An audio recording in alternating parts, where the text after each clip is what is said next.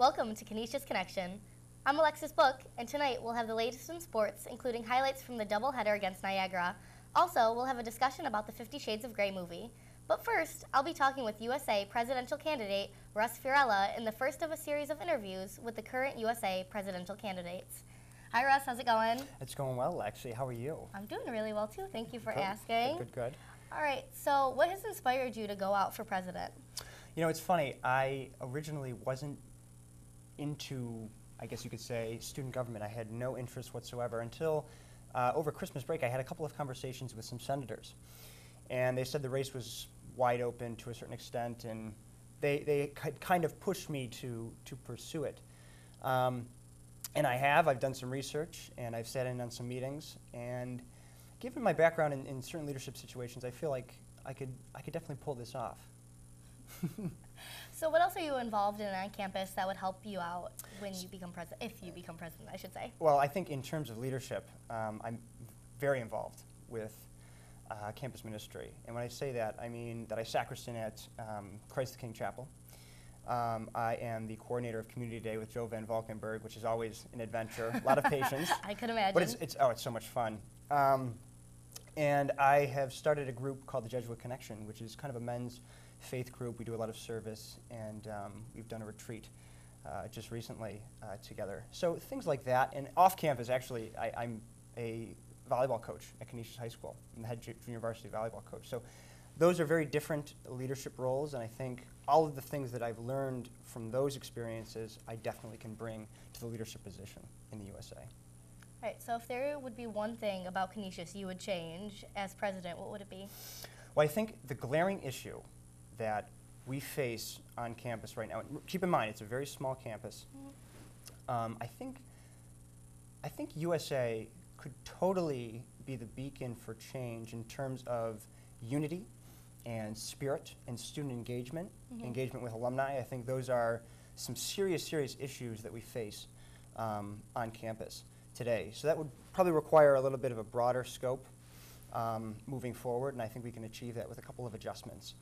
The other thing that I would really like to see, if you don't mind me adding, is more spirit at athletic games. I think basketball game and hockey games, those are places where we can start. And that, in the past couple of months, I've actually been coordinating with administrators and C Block and SPB, trying to get pregame events going. And I think if USA was involved with that, had a hand in that, we could make some big things happen and get students to games, to be proud, to be enthusiastic about being Griffins. So out of all the candidates who are also running for president, who would you say is giving you the most competition? Well, we talked about this a little bit earlier, but Rich Kubiak is, I play basketball with Rich Kubiak a lot. And Rich is extremely pesty. He's very annoying, irritating. But in a good way, He's very competitive, and I think that his experience as the Vice President of Business and Finance gives him an edge in his experience on USA. Darby Ratliff, of course, is brilliant as well, and she definitely poses a threat. So it'll be an interesting race. I think the debate will be very interesting next week, so time will tell. We'll see. Do you think the fact that you haven't held another position in USA is going to hinder you in your race? Not at all. I think the bottom line is that any candidate can put an idea down on the table and say, well, this is my idea. But in the end, all of these ideas that every candidate puts forward will be entertained. You have to buy into the leader before you buy into the vision. So I think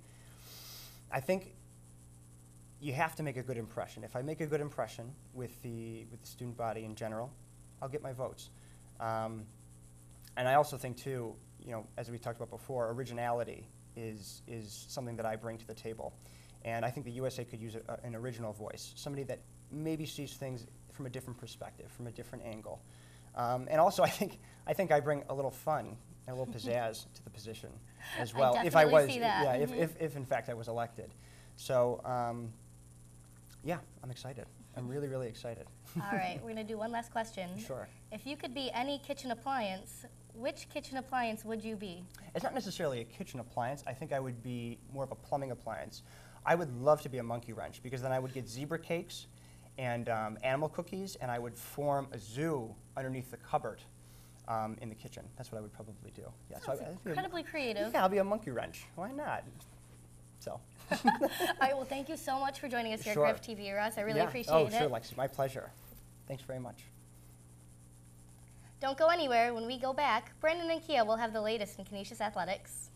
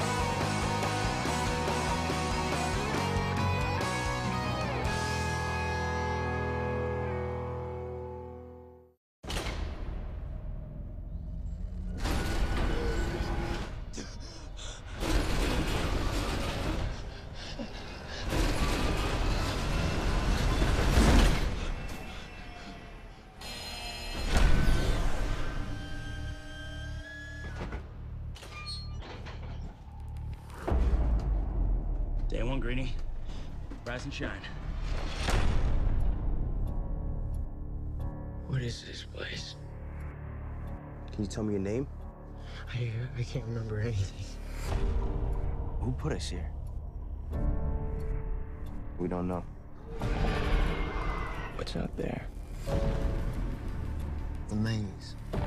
Every morning when those doors open, the runners look for a way out. And no one has ever survived a night in the maze.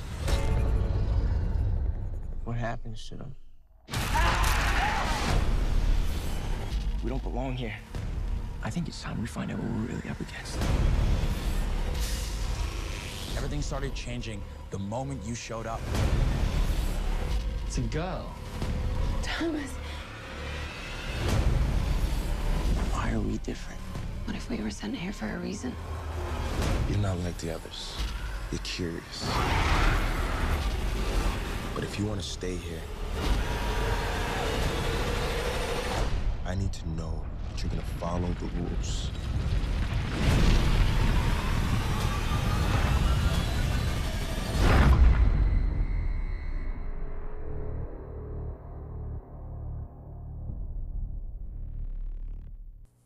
Welcome back, everyone, to Canisius Connection. Let's get things going with what happened during Spirit Week. Kia? Well, women's basketball kicked things off on Friday night as they took on the Rider Bronx. The game was close most of the way, and Rider held a 6-point lead heading into the half. Rider would extend the lead, but Canisius would battle back, trimming at a 14-point deficit to just a 1-point Rider lead. However, with 7 seconds left, Rider leading 57-56, Margaret Half-Donner-Hodder missed a 3-point shot, and Rider would go on to win 58-56. That was really disappointing, but then we're going to move on to Griffs hockey, as the Griffs hockey team returned home Saturday evening against Mercyhurst in their final regular season home game before finishing off their schedule with a pair of games at Air Force. Mercyhurst opened up the scoring in the first period, but Canisius was able to answer back just 38 seconds later with a goal by Ralph Kademi, his 20th of the season. Later in the first, Mitch McCrane would also tally, giving the Griffs a 2-1 lead heading into the first intermission. No goals were scored by either side in the second period, but in the third, Kademi struck once more, scoring his second power play goal of the game. putting Canisius ahead by 3-1, which would go on to be the final score.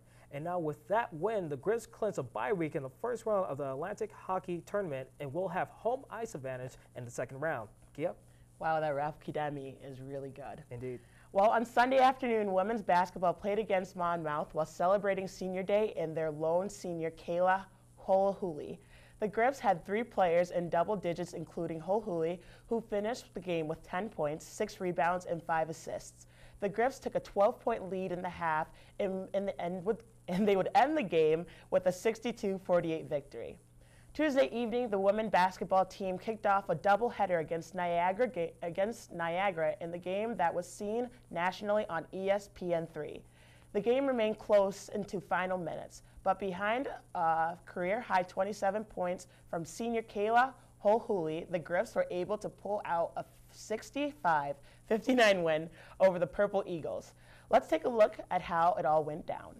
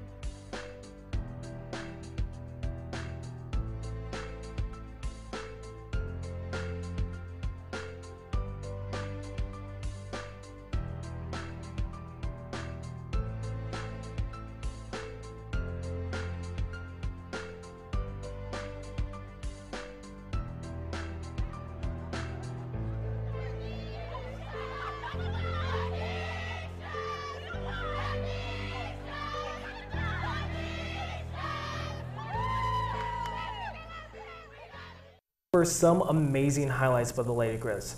Now later that night, the men's team will also take on the Purple Eagles, looking to follow in the women's footsteps. However, following an electric start in the second half by Niagara, the Griffs were unable to complete a comeback and lost the game 82-71. Let's take a look at those highlights.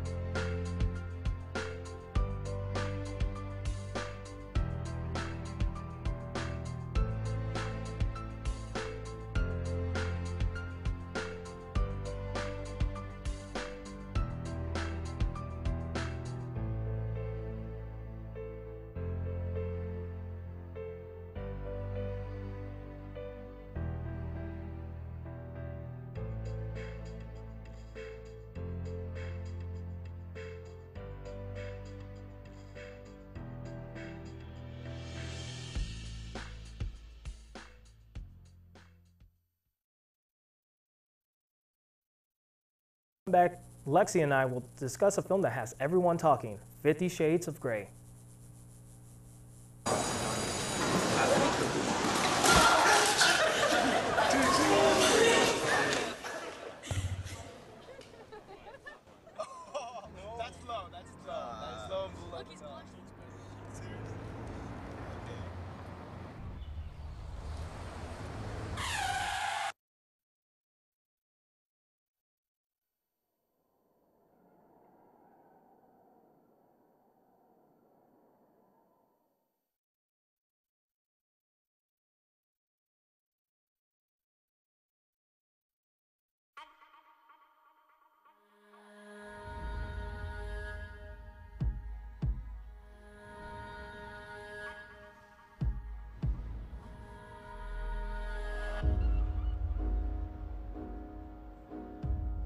So, what was he like? Mr. Gray will see you now.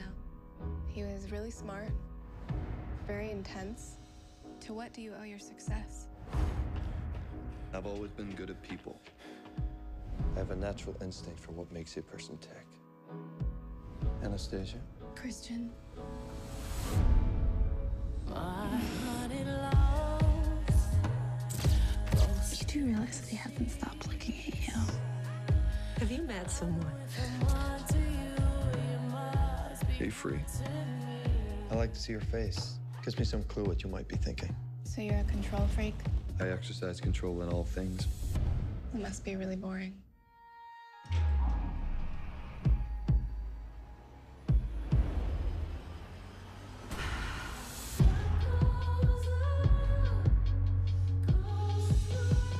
You're not playing fair. You should steer clear of me. I'm not the man for you. Why won't you let me in? I had a rough start in life. That's all you need to know. My tastes are very singular. You wouldn't understand. Enlighten me then.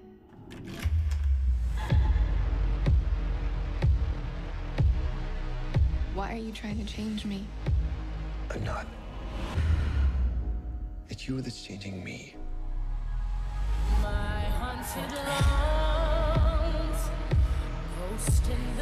I don't know if I can be with him the way he needs me to.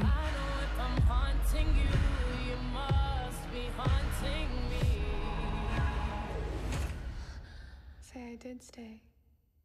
What would happen? I know if I'm haunting you, you must be haunting me.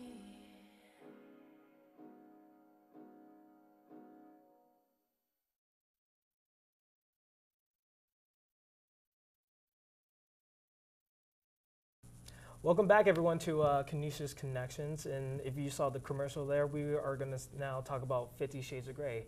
Lexi, what was your opinion about the movie? I was particularly excited to see the movie out in theater because I definitely think it exposes a new light to a different culture that we're not used to seeing. We're not used to seeing very sexual movies in theaters, right, especially not a BDSM kind of culture. It's almost exciting to see people's fantasies played out on the big screen. On the other hand, though, I definitely don't think the movie shows a healthy relationship, a safe one, or a consensual one. So I am a little bit worried that people are going to view the movie and think of the BDSM community in a different light or engage in some extremely dangerous sexual practices. Oh yeah, definitely. When I first heard about the movie and when it was made, I did a little background check of it. And funny enough, the movie that was shown or is released right now is a lot more tamer than the book. So it made me worry how did 50 Shades of Grey get that rating that they get when the book is a lot more racier than it was? And apparently the origins was it was a Twilight fanfic or something like that. So it really took me for a shock of how the BDSM got really tame in the movie. Yeah, it was definitely adapted heavily from the book. They cut out a lot of the scenes from it and parts in the book that were much more sadistic and involved a lot more crying and pain. Definitely were tamed for the movie to make it appropriate to show in theaters. But overall, the movie still, I went to go see it, and it left the audience feeling just a little bit uncomfortable at the end. Nobody wants to see someone being sexually abused, and I just feel like it's an uncomfortable thing to go see with your friends. Right, I definitely think with this movie, if you're going to try to view it in a movie theater, I don't think From a guy's perspective, if you go by yourself, I don't really think it's a movie that you could really go in and not feel awkward about thinking that you're going to be the only one there. I think if you want to see it with friends, it might be a good time so you can laugh at the movie a little bit. But I think if you don't go with like anybody else, it kind of gives you like a even more awkward feeling than you already had about it. Yeah, definitely. Especially since it stems from Twilight, which already had such heavy themes of, men stalking women and persuading them and manipulating them. Exactly. Yeah. It definitely makes relationships look like just in a poor light. And to have to show this in a public screening, especially with how often we've been talking about just not abusive relationships and the need for consent as of lately, especially in a college campus, to have college students going out and seeing this. Like, I'm just hoping everyone knows it's not a safe relationship and everyone can look at the movie as a fan fiction, which is what it was supposed to be portrayed as. Right. And about the movie, the reviews came out for it, and it was like universally panned as saying like it wasn't really that good of a movie. It didn't live up to the hype. But still, on Valentine's Day, according to the Associated Press, it still made over $400 million, which is still incredible for a movie of that stature. So it's definitely a phenomenon, I would say, and they definitely said they're going to make 2 more sequels of it. So it's really interesting how they are going to do the other books or do an adaptation of it. Yeah, I'm really interested to see how the movie continues to succeed after everyone saw it. Definitely think overall it lacks a plot line, but it was really interesting and entertaining, and I think it's different, and that's why people want to go see it. It's, a novel thing to go see in a movie theater. So I'm interested to see how it goes in the future. Definitely. And I can't wait to see what happens in the future with this movie because it definitely has the makings of a global phenomenon. Definitely. Well, that's all we have for this week. Thanks for watching, and stay golden, Pony Boy.